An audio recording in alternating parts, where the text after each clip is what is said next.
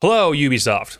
I hope everyone's doing well, especially those of you who work on Rainbow Six Siege, because without you, I don't have the job that I have today. I come to you today in peace, and I do believe that is a necessary preface because I don't want to blur the line between being critical and being inflammatory with the things that I wish to discuss today. I'm not here to attack, simply to illustrate. There's a few things regarding Rainbow Six, more specifically its esports program, that I wanted to highlight today as issues of importance. I'm sure most of them are things you're probably already aware of and maybe even be working on solutions to behind the scenes unbeknownst to me, but I hope that by amplifying them in a public forum, perhaps they can be given additional priority and to generate discussion from other corners of the internet, or if you weren't aware of them previously, then I aim to put them on your radar. This is not a comprehensive list of all of the things I think are wrong with Rainbow Six or its competitive circuit at the current moment, but they are things I do believe need adjusting for reasons that I will explain as I delve into each one. Number one is the current Twitch drops system. While it's an admirable attempt to provide reward incentive to people as a means of promoting your competitive content, to me right now it's quite flawed. The current system doesn't provide anything substantially rewarding for viewers, aka the cosmetics and packs can be better. It's subjecting viewers to RNG mechanics when they're already frustrated with alpha pack RNG, which is something I don't believe is helpful, and the fact that duplicates are still possible more than a year after the system's implementation is extremely frustrating for most people, myself included. Trust me, I don't mind the ability to be able to farm free renown off of esports packs, but at some point their purpose simply becomes redundant. Honestly, I believe that these packs, if you continue to use them, should have a chance of rewarding people with elements of the team branded cosmetics, as they're usually more sought after than the generic pack contents that you've been developing as of late. Even a very slight chance of receiving like a G2 416 carbine or a phase Valkyrie headgear would make these packs so much more enticing to people who yearn for better cosmetics, as I think a majority of the community will agree that these skins are typically better than the vast majority of skins that you will find in the game as a whole. And the duplicate issue is one that I still don't understand when pack collections have existed in-game for several years at this point. If all of the items in these esports packs were to be added to the same collection, then it would eliminate the possibility of getting a duplicate and add an easily recognizable collectability factor for people who like to obtain as many cosmetics as possible. And you've already proven that you're capable of adding cosmetics to existing collections. The items added in 2021 for the Doctor's Curse event packs is more than enough proof of this. So when you continue to add items into these esports packs, it appears you've already got the infrastructure necessary to alleviate this issue. Now, having esports packs be obtainable during regular season playdays is a perfect idea, and the 3-pack per week limit honestly works for most people who will probably end up catching 1 or 2 major region broadcasts as we progress through the regular season. But this needs to be restructured for majors. The only difference in viewer incentive between a week of the regular season and a major event that lasts for an entire week is 1 pack. Maybe the contents of the packs themselves differ because more things are added in for that major, but for most people, all they see is 1 pack difference. If majors are to continue following the same format of 3 days for a group stage and 3 days for playoffs, it would be far better for viewers to get a pack each day for a total of 6 packs for the whole event. It's far more spread, it's easy to understand, and it makes it so viewers can't just farm packs on the first few days of an event and then not tune in for future play days. If people were to come in, just get their packs during the group stage, then there's not really much of a reason for the casual people who are just there for the drops to come and stay for the playoffs. And yes, we can't not acknowledge the fact that there are people who come in solely to get those additional cosmetics rather than sticking around for the actual content of the broadcast. That's fair, but because viewership is kind of a problem right now, I think this is a far better system. But a major is supposed to be a bigger deal than the average week of the regular season, which is why I also propose bringing back the charm system. I genuinely miss this. I don't think it really hit me until after I saw how the packs were working, but the charm system had something that was going really well for it. I think it's something you should bring back and implement alongside the pack drops, not one or the other, both. This worked really well because it was a non-RNG reward that was guaranteed to hit players' inventories based on a certain number of overall watch time. It's not a pack where the reward can be randomized. It's something far more tangible that you see right in front of you, and you know that you have to commit that amount of time to getting it or else you'll miss out on the top tier of the charm. And it's got universal application across all guns in the game, and I will be real with you, I would much rather slap my Season 8 Rio Finals Diamond Charm onto a gun rather than this gridlock one. Bring the charms back along with restructuring the pack contents and how many of them that you can get per event.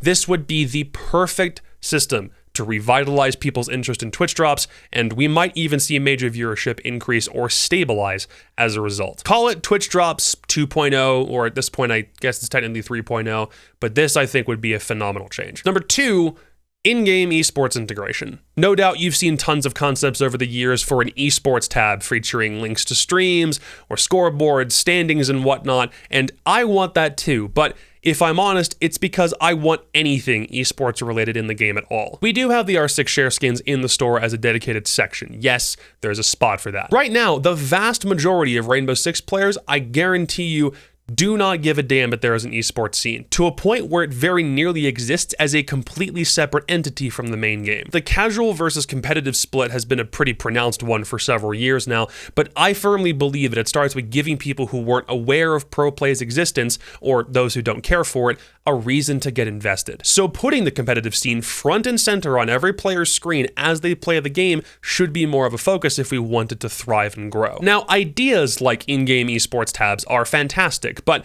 I also understand adding something like that may take some time. So here's a middle ground proposal.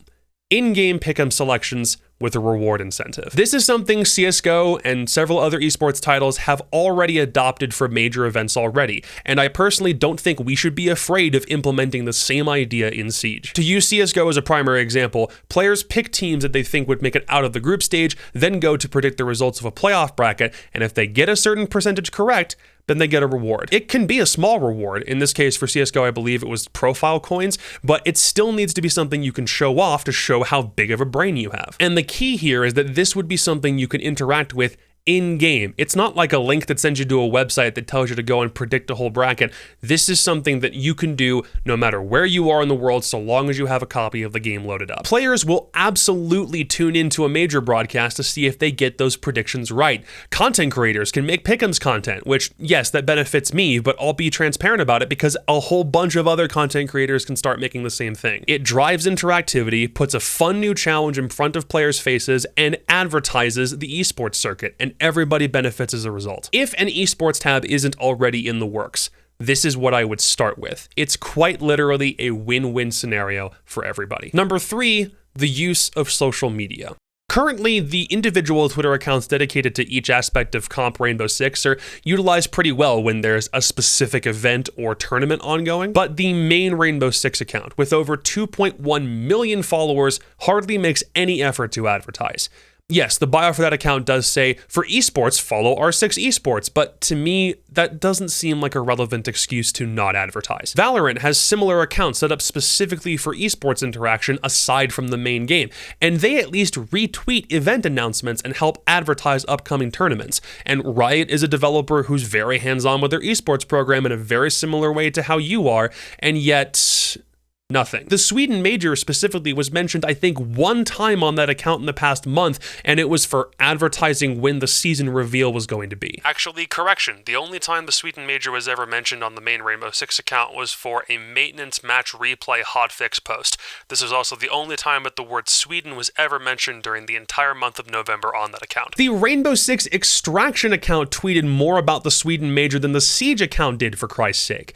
Like, if it requires hiring another social media coordinator to make it happen and to advertise more to just hit a retweet button from the R6 esports account, then so be it. But it feels like a wasted opportunity to not utilize the advertising platforms that you've already spent the last 6 years cultivating. If memory serves, I do think this was something that was done earlier in Siege's lifespan, but has kind of just dwindled down to nothing over the past couple of months, and I implore you to please, at the very least, start looking at additional ways that the main account can interact with the esports world, because that gap between casual and competitive, it ultimately does start with the way in which Siege itself is advertised to its consumers. Speaking of marketing opportunities, number 4, the timing of new season reveals.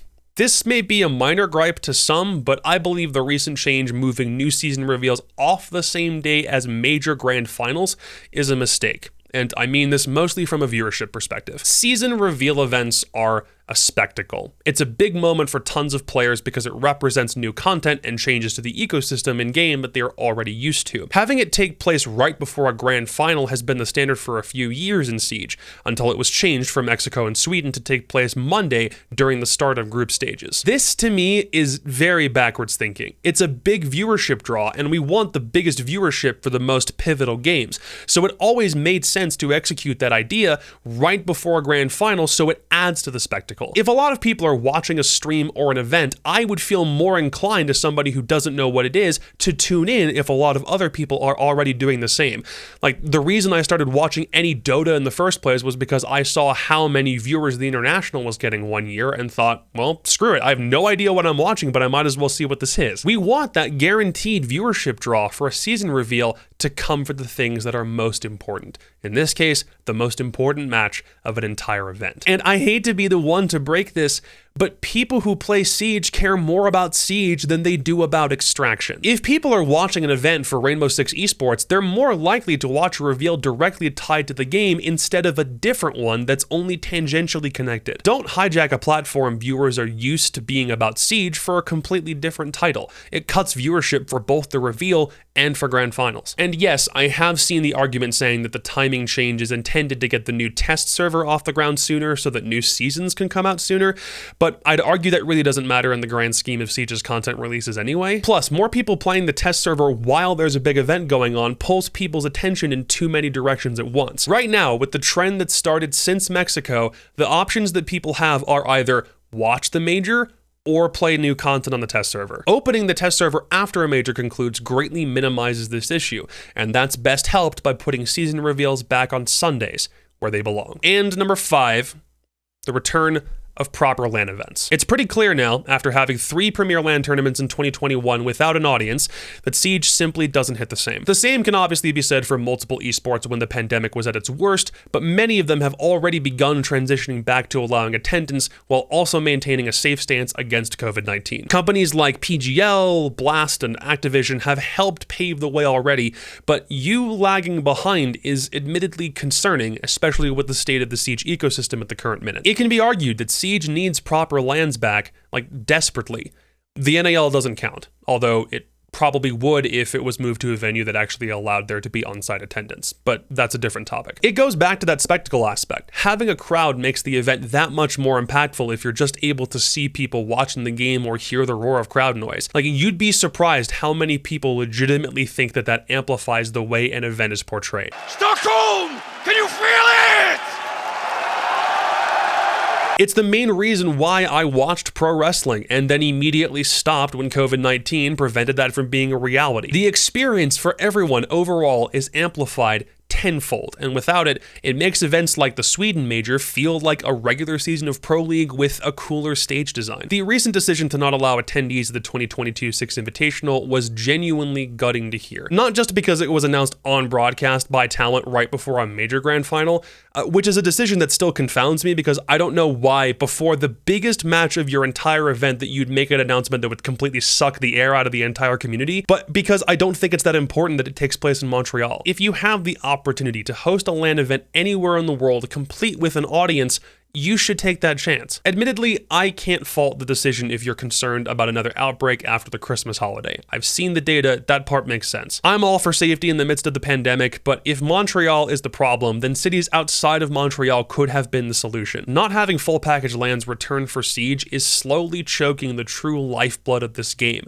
its community. And now we have to wait even longer to see if there's truly a light at the end of this dark tunnel. Now, you'll note that there are some hot button issues that I'm not touching on in this video. The rampant hackers in game, creators transitioning away from the game, refusal to allow co-streaming, NA being way behind every other region, etc. While all of those do need to be addressed and corrected, I'm not here to throw all of the issues that I see at Siege at you because you're already aware of them because I'm sure the community has made you aware, and perhaps not very politely. I'm also admittedly out of my element when discussing how to fix them, so the ones that I've highlighted in this video are the ones I think about most frequently and am most commonly frustrated by. I hope that by pushing them forward into a public forum like this, we can generate some discussion about what the proper next step should be. Siege esports is generally wounded right now. It's not unsalvageable by any means, and I don't want this to seem so doom and gloom that it can't be fixed, but right now it will take more coming from you in order to keep it afloat. There's a reason why we can look back to 2018, 2019 as a much better time in Siege's history, and its competitive side is no exception to that fact. I've got a vested interest in ensuring that this game lives a long, happy life because it's changed mine, so I'm doing my part to highlight things that I think need correcting. Thank you very much for hearing me out. I hope that this was helpful. Have a great day, and take care.